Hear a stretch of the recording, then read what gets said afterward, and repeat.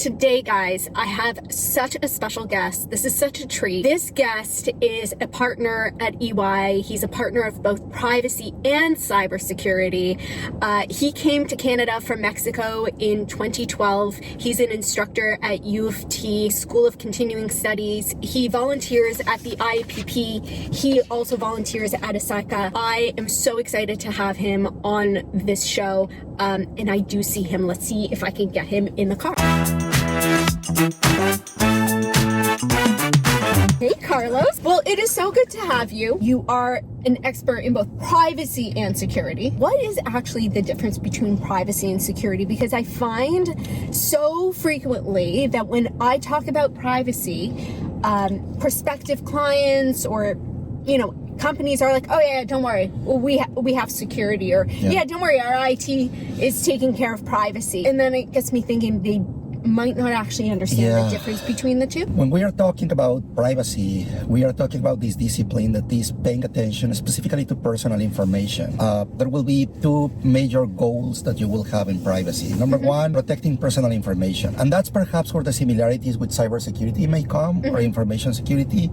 You need to keep this information confidential, you need to keep its integrity, and you need to make it available for those that need to have access to it. Now, information security or cybersecurity will take care of any type of information in the organization. That includes, of course, personal information. So it's any type of information that the company is concerned of. I get your point when you say you have found organizations that say, yes, our IT people is taking care of privacy. Because if that's the case, chances are pretty high that they are taking care of the technical portion of it, right, but not of the compliance, human rights, privacy rights aspect of it. Would you say that sometimes security, of course, while they're there to protect the information, they may not actually know what is being done with the information itself? And that's where privacy can also come in, where we observe what are you doing with the information, and are you allowed to do it in compliance with the legislation? Exactly. And it's not oh shit.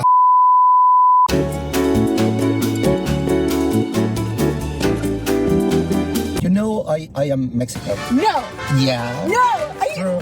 Didn't you know that? Yes. That's insane. Hold on. Every single time someone meets me for the first time, I just make a very stupid joke. So I say hello to people, and when they ask where are you from, I always say Sweden. And it's very funny to see the faces going like, Really? And then I say, well, no, I'm not from Sweden, I'm Mexican. Okay, I have a question for you. Sure. I've been meaning to ask you this. Privacy and security is like a taco and burrito because... That's the question? Because? Yeah. Because there are things that are similar, but there are things that are not. Both of them have a tortilla because the two of them need to pay attention to data protection.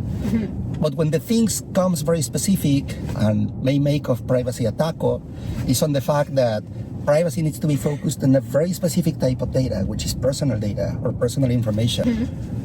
When, if you go to cybersecurity, and that can make cybersecurity the burrito, you need more ingredients because you need to pay attention not only to personal information, but to different types of information the company needs to pay attention to. But the thing is that when I decided to come to Canada, I was already working on privacy at the time. Privacy was a very junk concept in Mexico.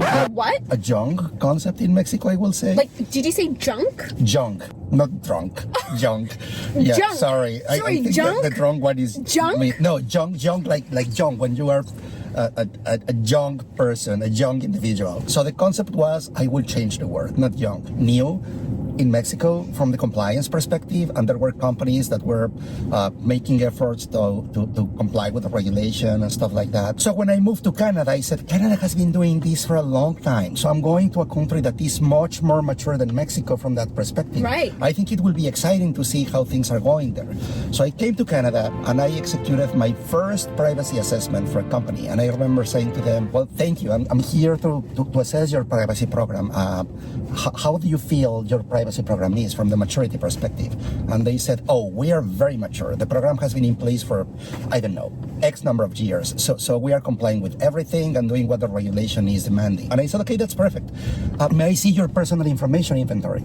And they said, we don't have one. And I said, oh, okay, may I ask why? And they said, well, it is not mandatory under Canadian regulation. And I said, oh, well, we may have a conversation on that, but putting that aside, being or not a mandatory requirement, my question for you is, how is it that you can protect something you don't know? I mean, if you don't know the personal information you have, if you don't know how it flows and the applications it goes through, how are you protecting that? They started stumbling, and then I realized that this organization had pretty nice privacy policies and procedures and all of that. So everything on paper looked very decent. Yeah.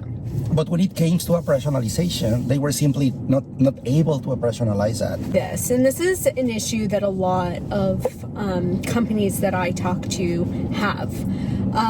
They, when we do our assessment, they're like, here's our book of, all of our policies and procedures, and we read them, we're like, oh yeah, that's pretty good. But then when we ask them further questions about the implementation, the operationalization, it's like nothing there.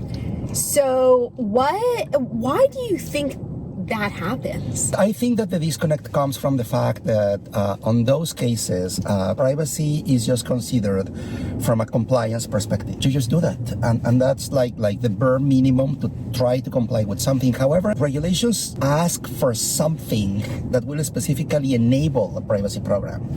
And just having policies and procedures is just not that. Well, I mean, I also don't think that many regulations specifically say you must have this policy and that policy. They don't give you a list of policies that you have. Yeah. Yet companies think that if they just have a written policy, they're compliant.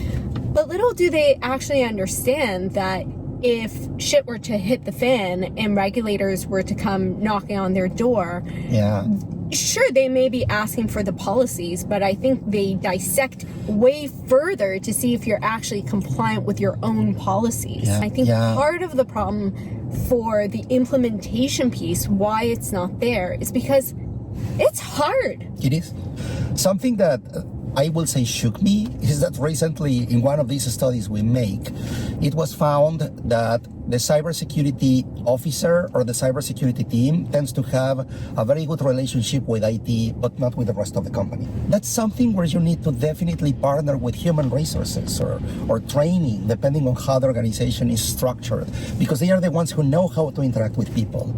And if we don't have these type of alliances made in advance between cyber and those actors, privacy and those actors, we will not be effective. It's really hard for privacy to talk to the IT team because they're so technical, and privacy is not necessarily so technical. They may be coming from, the legal side of things, and oftentimes their communication just doesn't come together. I was moderating the panel, and there were 3 CISOs acting as panelists, and one of them was a young lady, very smart.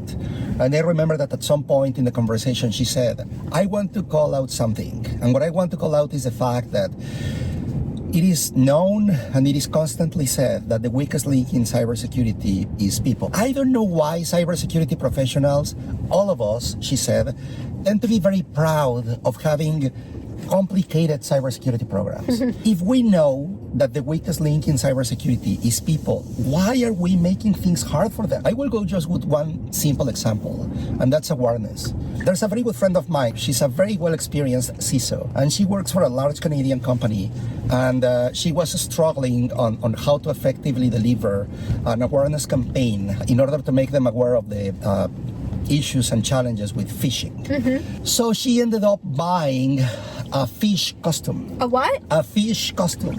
And she dressed as a fish. And she went office by office, branch by branch, delivering the awareness message, dressed as a fish. And it worked. So that is amazing. And it was very funny because she's very formal, very serious.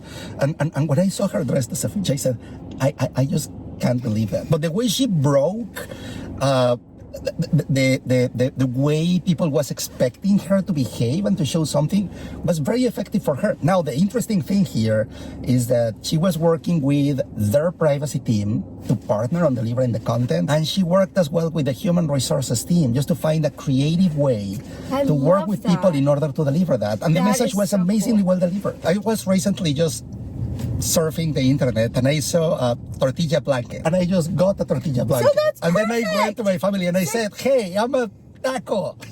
That's a very stupid thing. I mean, I think if you wear a taco costume, most people will understand. You're bringing awareness to privacy and security. I mean, especially after watching this episode, they'll understand. Exactly. I mean, taco screams privacy and security. Yeah. Okay. Don't take this out of the video. This is cool. Okay. So, Carlos, you may have mentioned to me that on a road trip, you like to eat something in particular. I think I did. Okay. Yeah. Oh. This was odd. I think you'll have to explain yourself. You like to eat pear. Yeah, I love pears. Now the challenge is that it can be messy. Well, thank you. You're completely prepared. I'm totally prepared. Yeah, exactly. That's cool. That's cool. That's a good one. And also, while you're eating your pear, you can compare privacy and that's security. cool. You're completely prepared.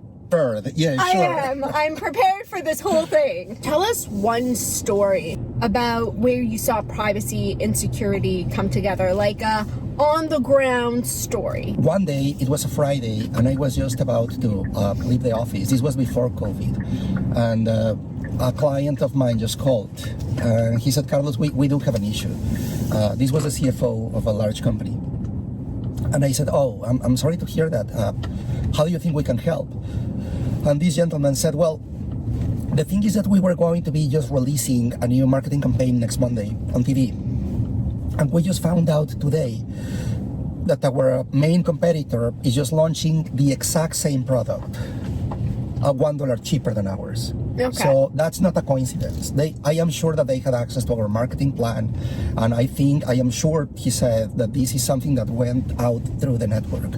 So I want you to come with your team to do some sort of an internal assessment to verify this. All right. It was a Friday at the end of the day, and he said, I want you here tomorrow, Saturday. And I said, sure, we will be there. So we went there, we started talking, and he was, of course, very concerned about what was happening, and the building was almost empty because it was a Saturday. But then at some point, we started hearing someone literally yelling at reception. So we ended up going to reception, talked to the guard, and the guard gave us what this gentleman was just delivering. And it was the marketing campaign binder. The guy was a messenger from the marketing agency the company was working with that was bringing for the third time in a week a copy of the marketing strategy binder that they made for the company on a Saturday. Okay. Because it was urgent.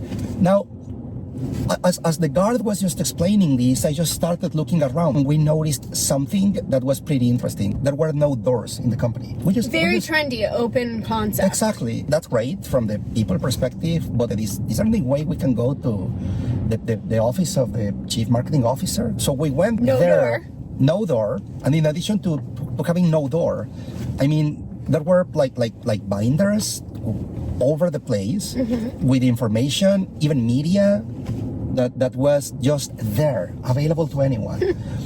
And I said to the CFO, I have to tell you, I mean, I don't doubt that you may have issues on the digital side of things, but frankly, it is clear to me, based on what we just saw, that the information you lost just went through the door. You mean no door? Exactly. There's still organizations where they manage sensitive information that they need to be paying attention to and properly protect. Generally, it's better to have your information stored in a cloud than documents in your office.